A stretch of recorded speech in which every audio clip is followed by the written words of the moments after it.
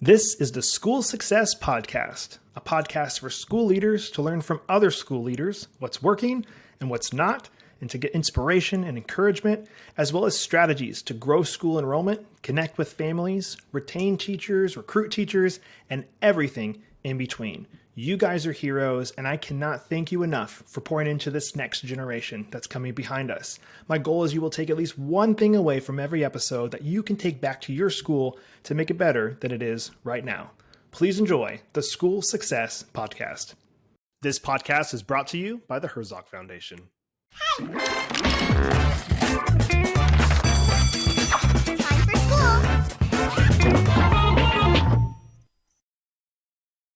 Hey, School Success Makers. Welcome to another edition of the School Success Podcast. I'm your host, Mitchell Slater, and I'm joined by a new friend out of the great state of Illinois, right outside of Chicago, Matt Kamien, who is the principal of Lansing Christian School. And I actually met him at a Herzog event back last year in November in Nashville. And then we hit it off because not only, are they having a great school, but they're Chicago Bears fans, and there's not many of those I run into. So we immediately hit it off there. And the only rivalry we had is he picked the White Sox and I have the Cubs. So that's the only thing we have against each other. But he is a Duke Blue Devils fan like myself, which as we're recording this, they're in the Final Four. So maybe we'll either be losers or champions by the time you guys are hearing this. So we'll see what Duke is able to do. But he's a great guy leading a great school, and we're going to have some fun conversation today. But before we jump into all of that, I do want to pass it off to him to introduce himself. So Matt, welcome to the podcast today, sir. Thank you for having me on this podcast, Mitch. It's going to be a lot of fun, man. So I always start with the same question, and this one will be fun. I really think this will be fun. So if I was to visit you guys there at Lansing, I'm like, hey, I'm coming out to the area. What would you say, Mitchell? You need to eat this and do this to experience the area that you guys are in. All right. So to experience Lansing, I would recommend 3 different places to eat. Depending on what you have a taste for. Bombers for barbecue, tacos and burritos if you want Mexican, and then you have to top it off with 𝑗𝑢𝑠𝑡 ice cream for dessert. Man, you knock those out fast. So yes. You're obviously I like to eat a lot, so man, I know where my good places are. And then stuff to experience in Lansing, I would definitely say the parks that we have in the area are beautiful. We just opened up a skate rink park near the VFW, which has a lot of high schoolers and teenage kids going to. And then we're also right off 294, so you have easy access to even get downtown. Awesome. All right. Well, then you knock those out quick. You know where to eat, what to do, and have a good time in Lansing, which is like how far outside Chicago are you guys? We're about, I would say, 25 or 30 minutes. Outside Chicago. And then during the summer times, we do have local bands that play at our Fox Point Theater, which is an outdoor theater. So definitely come around during the summertime.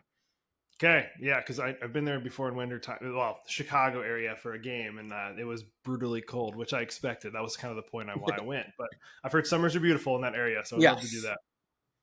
Well, as we jump into today's topic, we're talking about obviously Lansing Christian School, and I would love to hear specifically with you guys. Well, before we even jump into some of the challenges, give us a little bit of brief history. I know you guys are not a new school. You guys have been around for a very long time. So give us a little bit of history about Lansing and the school, and then we'll jump into some of the questions I have for you. Yeah, so Lansing Christian started in around 1907, actually in Munster, Indiana, as a one-school building, and then a couple years later moved over here into Lansing, and from there has grown. The building was built in phases. Our last phase was built in 94, where our junior high is. We call that the new building or the new wing, even though it's like 30 years old now. The school at one point in the heydays had up to 700 kids pre-K through 8th grade. Over the years, starting in mid-2000s, unfortunately, the numbers have gone down. But we are building our numbers back up, and we're also going in also in a little bit different direction than compared to in years past. So Lansing Christian has always been Christian Reformed, Dutch, predominantly white school.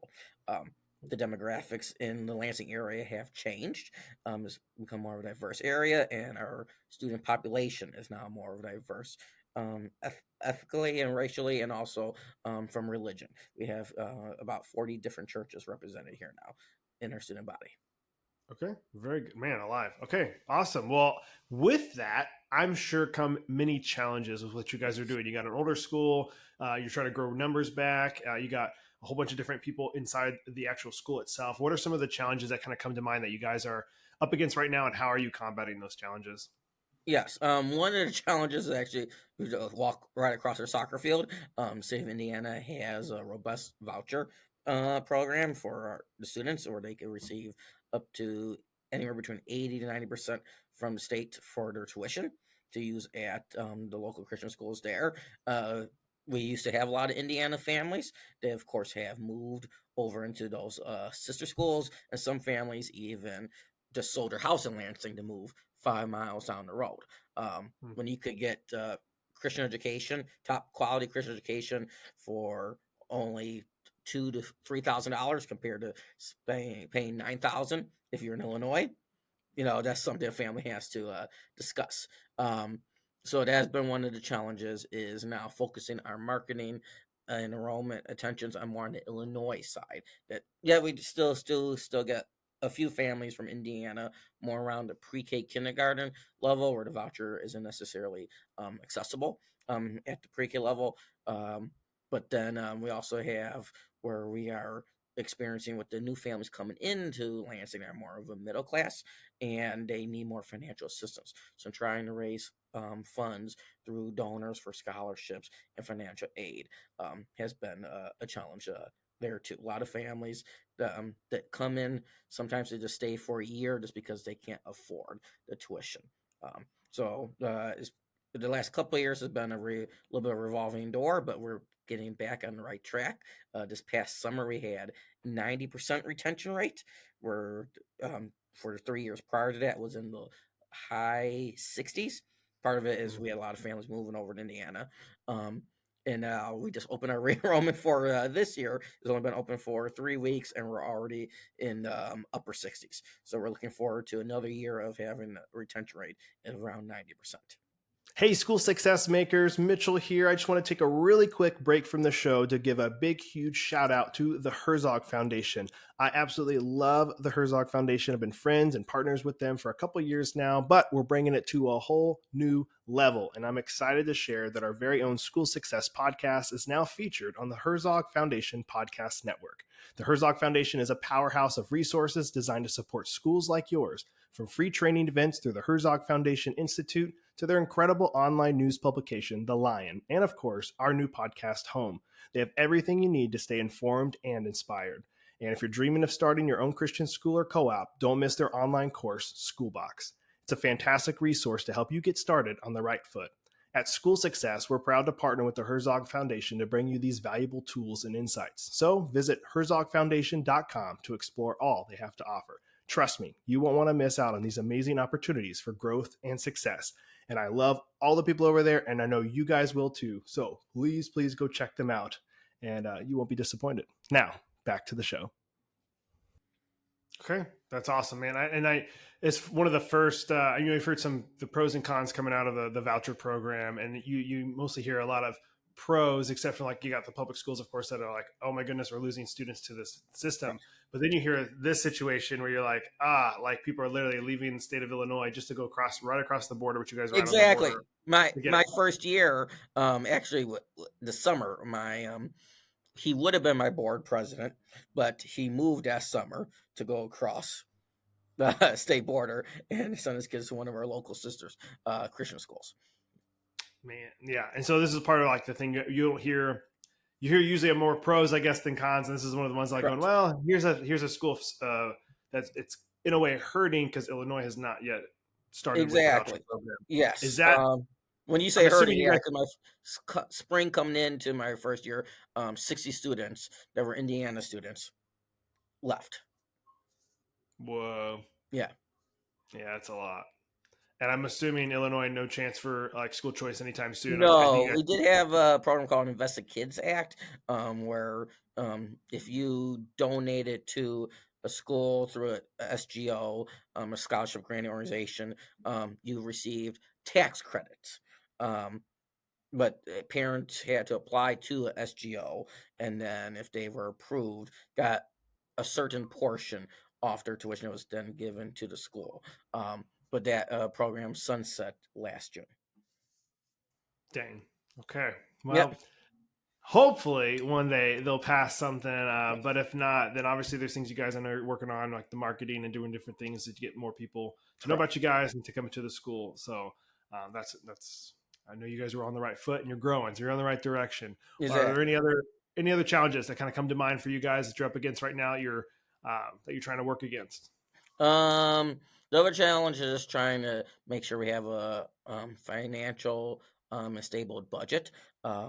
So making sure we're not spending overly spending, and also make sure we have all the resources we need for our students and for our school to be thriving. So for next year, we are looking forward to having additional student support services position because we're noticing that more students coming in from the public schools, and some from our local private schools too, um, have some academic gaps, and we want to be able to support them. And then also being able to bring in new donors. We did hire a development director that could solely focus on reaching out to local businesses, former donors that used to be part of Lansing, reconnecting them to Lansing Christian School, so we can have more access and for our students. Good deal. Well, I feel like that's then a perfect segue into the next section of just talking about what's going really, really good. So it sounds like you guys are cultivating those relationships and bringing some more funds. What are some things that come to mind that are going really good that you guys are proud of right now that God's doing in the school? Yeah, so enrollment. So like I did, so we did take a dip. Last year we had 104 students, so we budgeted this August for 110, and we wound up with 113. So we were three over, and now currently we have 120. We have had quite a bit of transfer students come in during November through January, and they've been a great fit for our school community, and even the parents within the first week they were able to notice how much their kids are learning, how we are a welcoming and inviting atmosphere, that we want parents to be engaged in their child's academics, and also volunteer at every step possible. So like within the first week of some of our new transfers, we had a field trip, and the moms of the new students signed on up to volunteer, and they're like, we weren't able to do this at our other school. Like we feel All right. appreciated and loved here, and just even our enrollment strategy. So previously, like a lot of schools do, like here's our open house, do it on a Saturday or in the evening, and maybe not many people show to those things, but the school puts a lot of time and investment into doing an open house. So last year, when we partnered with CASE, which stands for Center Advancement for Christian Education, they advised us to do open house more like how high schools and colleges do it, where it's more intentional, where you like RSVP. So we called it Explore LCS. And then we had parents RSVP, and we all timed it with an event that was going on. So we said, like, hey, we're going to do it on Wednesday, invite them to chapel. And then a teacher and myself did a presentation, and then our enrollment director would take them on a tour. Um, we did it on a Saturday. I had teachers come in. This past November, we went to the Herzog Marketing Enrollment Conference, and we really liked the idea of educational consultations, but we're still calling it Explore LCS to make it more school friendly environment. And our own director loves it because she's able to schedule 2-hour tours on Thursdays, is what she blocked out, and get to meet and know the parents right away, see what they're looking for in a school instead of us saying what we could offer. What do you want your child's education? And we could tailor the discussions and even the tours around that. And it's been wonderful because every week she has about 3 tours on Thursdays. And she lets the staff know, and we've even been able to get the kids to, when they see people walk around, go like, LCS is awesome, like get the middle schoolers getting them up and stuff. So that's been great. From the enrollment side, we actually kicked off our re-enrollment in March for our current students. And what we did, we called it re-Cineroll. So if you came in and re-enrolled during the school day, or even if you told us like, hey, I did it online the night before, you got a seminar. and I dressed up. I found a Cimarron costume on Amazon. I dressed up for that week and was passing out flyers in the carpool drop off and walking around that day of the recent enroll. And we had about 40 people sign up that first day. That's awesome. I love it. You have a good fun personality for stuff Yes, like that. you got to have a little fun when you're working the school system and bring life to everything you do. I expected nothing less either from you, Matt. I expected nothing Exactly. less. Yeah. The comments are what my closet looks like because I almost have a costume for every single event that we do. That's And awesome. then Well, I on know. the donor side, having our new development director just started in December. He is a former board president of Lansing Christian from many years ago. His 4 kids all graduated from here, and he's just able to now reconnect with past alumni. People maybe have moved out of the state, and he has wealth of experience in development from his previous position. So it's been great to have him on board and then complete our advancement team, which is something new this year. So our advancement team consists of our development director, our communications and events director, enrollment director, social media coordinator, and myself. Okay, good deal. You also had mentioned something about a pastor chat. I think that you guys are Yes. doing. What is that? Okay, so that's something new this year. So my first year when I started, I wanted to get chapel more frequently. When the school is bigger, I would assume just for scheduling purposes, it was once a month. Having come from the Lutheran school background where chapel is every week, I'm like, we need to have chapel more often, more time of fellowship together as a whole school community. So I slowly started incorporating more chapels on my first year, and then last year I was able to get chapel every week on Wednesdays. This year I just want to do something different. Instead of chapel every week, I want having here's our chapel schedule. I changed it to a faith formation schedule. And one of the 2 things I put in, the first is called pastor chats. So this past year, we changed our admissions policy where we now have an expanded enrollment. So prior to this past year, all family members had to attend a church. And that did eliminate some families who were desiring Christian education, but since they did not attend a church, we did not allow them to enroll. Where this year we've been able to accept families that don't attend a church that desire Christian education, but they do have to agree to our faith statements and statements of beliefs, and we don't require them to start attending church once they come here. We're looking more that we get a chance to discipleship them and plant the seeds, and that has worked out well. I want to share one story. Is we have a 5th grader who was not attending a church when they enrolled, and the mom kept on hearing her daughter come home saying what she was learning in Bible class and how everyone here was demonstrating their faith and loving like how Jesus would love. And mom was encouraged to start looking for a church. Well, the daughter became baptized in November at one of our local churches. That's awesome. With that, and so as we were changing our missions policy to allow families who don't attend church to come to Lansing, I was like, we need to also have some safeguards and programs in place where we are not losing our Christian identity. Because sometimes when you hear private schools or Christian schools opening up or expanding their enrollment, it's like, okay, they're just getting rid of their core foundations. And no, we are not going to keep doing that. So I contacted 11 to 12 pastors that are pastors of supporting churches. Supporting churches, a church that gives money or to Lansing Christian, or they prayerfully pray for Lansing Christian. They have kids that come to our school, and I asked them would they be interested in being like the spiritual companion for a class. So adopting a class for the year, being a spiritual companion for the students, the teacher, and the parents in that. And that's something that resonated with me, having grown up Lutheran and having been a principal in Lutheran schools for 8 years prior to here. There was always a pastor on site because a church was connected to the school. So the pastor was the spiritual leader and for the school, the families, students, and the teachers. And the pastors, at first I was like, How about we do it every month?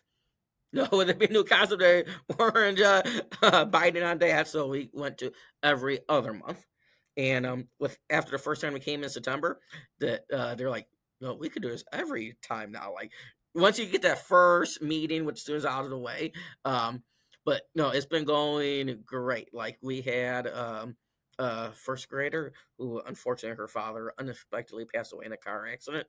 That pastor was able to reach out to the family and talk with the mom and offer condolences, and they actually had a real deep conversation with 7-year-olds back in January about death, because there was another student whose grandparent passed away earlier that December, and that's the opportunity to talk with 7-year-olds about that was amazing for him and amazing for the students too, because they had a lot of questions at that age level. At the upper grade level, they get to have a conversation about like, or with social media, where people start to question their faith or religion.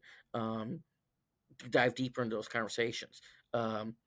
Intermediate level, they have some fun conversations there too. And the pastors are loving it. They want to be more supportive going into next year. The idea is to try and switch to once a month, and for the pastors to continue with that graduating class, so they become the spiritual companion for those students for the 8 years. Hey, I just want to take a really quick break from the podcast to highlight one of our amazing partners and sponsors, ClassReach. If you're a new school administrator or founder and are struggling to keep up with all the hassles of planting a new school, like collecting tuition, communicating with parents, or handling student data, then you need ClassReach. ClassReach is the all-in-one software that helps with everything from admissions and tuition to classroom management and parent communications. Sign up for a free consultation with one of their school specialists and see how ClassReach can help your school grow today. You guys can check them out online, classreach.com. They are a kingdom-minded company, and I love their leadership team there. I've become friends with a lot of them. They truly are a great company. I support them, and I love them, and you guys will love them too. Check them out at classreach.com. Now, back to the show. That's awesome. That is important. Yeah, The pastor relationship for going forward for them. exactly. And And you then mentioned, also allows like go the ahead. churches for them to eventually adopt in those that class too. So if start inviting them to like VBS and other church events that they might have, or come to invite them to a Sunday. Because some of the families that are coming, they're asking about what churches are in the area. Now here's a little relationship already being built with a pastor through the student, and now they can maybe start attending that church. And what we're culminating with at the end of the year in middle of May, we're having a prayer and praise night. So 5 of the pastors and one of them's getting their worship team. We're just going to have a prayer and praise night where about for an hour, where is not just inviting the families of Lansing Christian, but families that attend their churches, and also local community, where we could show that Lansing Christian is the beacon of light for the area, that Amen. we blend different worship styles and churches together. Good, man. We got a lot of stuff going on, because I know you had mentioned too your older kids and younger kids, like Yes, in warrior buddies. So that's yeah. also part of the faith formation schedule. So the months that the pastor chats aren't taking place, where the pastors come in for 30 40 minutes talk with the class, we have warrior buddies. So it's like fourth grades can partner with pre-K, fifth with kindergarten, first with six, and so on. It's kind of like if anyone listening remembers like reading buddies back in the days, where the older kids came and the little kids read to them. But these are on different topics, where we adopted a TFT, Teaching for Transformation, and there's a framework that intentionally incorporates our Christian faith in all areas of what we're learning. And we have different through lines, like community building, service, working, earth keepings next month. This month is a worship, God worshiping beauty creator. So different habits of learning that during those warrior buddies, whatever is assigned for that month, it's kind of like a small group Bible study, where the older kids now have opportunity to be leaders in working with the younger kids and help with planning and executing, and then able to show their faith to the little ones. I love that. I love that. So it's super important because obviously they're going to look up to the older kids and want to be more like the Exactly. older kids, especially if the older kids are good kids and not Oh getting in yes. trouble and all that. Even better. And you, I know one of the last things you had mentioned I want to touch on is you guys have really high staff retention, like great autonomy at the school. Like how did you guys get that at your school? Because I know like schools right now across the U.S., I mean, it comes up regularly, teacher retention, teacher recruitment. So like, I'd Yeah. love to hear if you speak into that, what you guys have done there. Yeah. So yeah, we do have a real high teacher retention. I don't really have staff members leave, and if they do, it's more because um, their kids go to different schools, so they want to go there, or they're looking at a high school level. We're not a high school. Um, I think a big part of it is just the culture and atmosphere. Here, our tagline is Lansing Christian Faith, Family, Learning, and that family is a key component to why staff members are staying, not looking to go elsewhere. That they feel that they could have a voice and share ideas about how they can maybe make the school better or what they would like to do in the classroom without being shut down right away. They know that they could try different things out, that they have autonomy in their classroom. And I've been known that I'm good at delegating, so I'm good at empowering. So I give people opportunity to take the lead. So they have an idea. I'm like, okay, you run with it, because it's your idea. They're also supporting each other. We have great collaboration that goes on between our teachers. So I think just the idea that this is a place where you are known, loved, and welcomed as a staff member, that you don't have to hide behind a closed door. Like, you have leadership that's willing to listen to your ideas and even implement some of your ideas and let you try new things out, is real helpful. That's awesome. Good. Well, I love that you guys have built that. I love that the school is growing and it's on its way up. I would love to. Anything else you want to touch on before I ask you one final question for today's episode? Nope. Ask me that question. All right. Well, hey, I know a lot of this has been advice and just sharing your story at Lansing, but I'd love to end with, hey, what's one final piece of advice that you would share with the school leaders that are listening? One final advice I would just say: be true to yourself. Don't try and do something that's not you. And to just build relationships. Relationships is key to helping your school be successful. Amen. Love it. Matt, thank you for taking time out of your day to hop on the podcast. I know it's spring break currently for you guys, so appreciate you taking time out of your spring break to hop on the podcast. Go Bears, go Duke, and let's have a good rest of our year. Yes. No, thank you very much for having me on. Well, another huge shout out and a thank you to Matt for taking time and being on the podcast today. I love what he's doing over there at Lansing. I'm wishing him and his school nothing but the best as they continue to grow and educate the next generation that's coming behind us. And as always, I'm hoping you guys were able to take at least one thing away from today's episode that you can take back to your school to make it better than it is right now. Before you guys go for today, obviously, I want to highlight and shout out the 3 free resources we have here at School Success. We want to make sure you're taking advantage of. The first one, you are doing it already. It's the podcast. We drop weekly episodes every Monday morning of the School Success podcast. So make sure you're subscribed and you're getting those. And if you're loving our content, we really would love the 5-star review, like really and truly. So if you haven't done that yet, just pause, 5-star review. That would mean a lot to us and our team. Thank you so much for that. And then the second one is on our website, schoolsuccessmakers.com. In the top right-hand corner, there's a button called School Success Report. You can get that emailed directly to your inbox every single week with different teacher articles. We do shout outs, some podcast things that are in there as well. And we've also, we're going to be doing some giveaways and some fun things. We want to make sure that you're not missing out on the report that goes out every single week. The goal is you guys will be able to listen to the podcast, get the report, and be able to continue to educate and grow in some different ways every single week. We're trying to help you guys do that the best we possibly can. And then the last one we want to make sure you're a part of is our private Facebook community called School Success Makers.